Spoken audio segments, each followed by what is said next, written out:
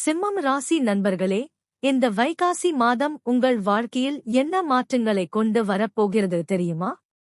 உங்கள் எதிர்பார்ப்பு என்ன? கமெண்டில் சொல்லுங்கள். நண்பர்களே, இன்று வைகாசி மாத சிம்மம் ராசிக்காரர்களுக்கான பலன்களை பார்க்கப் போகிறோம். இந்த மாதம் உங்களுக்கு கலவையானாலும் முக்கியமான முன்னேற்றத்தை தரக்கூடிய காலமாக இருக்கும். மாதம் முழுவதும் சூரியன் ரிஷபத்தில் இருப்பதால் தொழில், பதவி, பெயர், புகழ் ஆகியவற்றில் கவனம் அதிகரிக்கும்.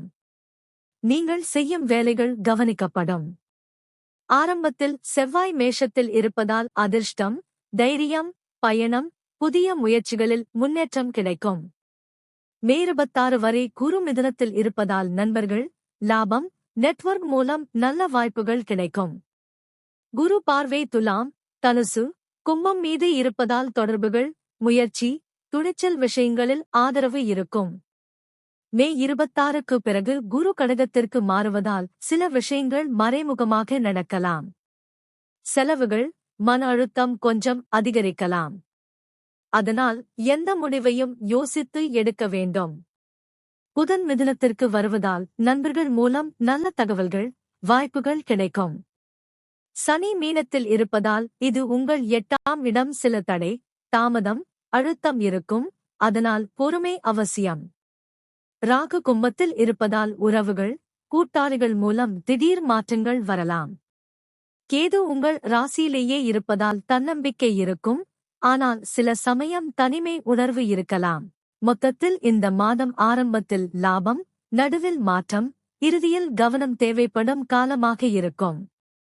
நீங்கள் அமைதியாகவும் திட்டமிட்டும் செயல்பட்டால் சவால்களை வெற்றியாக மாற்றலாம். உங்களுடைய சுய ஜாதக கேள்விகள் இருந்தால் கமெண்டில் கேளுங்க. உங்கள் பிறந்த நியதி, பிறந்த நேரம், பிறந்த இடம், உங்கள் கேள்வி மற்றும் உங்கள் இமெயில் ஐடி ஆகியவற்றை கமெண்டில் சொல்லுங்க. இது ஒரு இலவச சேவை. உங்களுடைய கணிப்பு இமெயில் மூலமாக அனுப்பி தரப்படும். இந்த தமிழ் மாத பலன் உங்களுக்கு நல்ல பலன்களை தரட்டும் என்று யாம் எல்லாம் வல்ல இறைவனை மனமார வேண்டுகிறோம். இந்த காணொளி பிடிச்சிருந்தா லைக் பண்ணுங்க, கமெண்ட் பண்ணுங்க, ஷேர் பண்ணுங்க.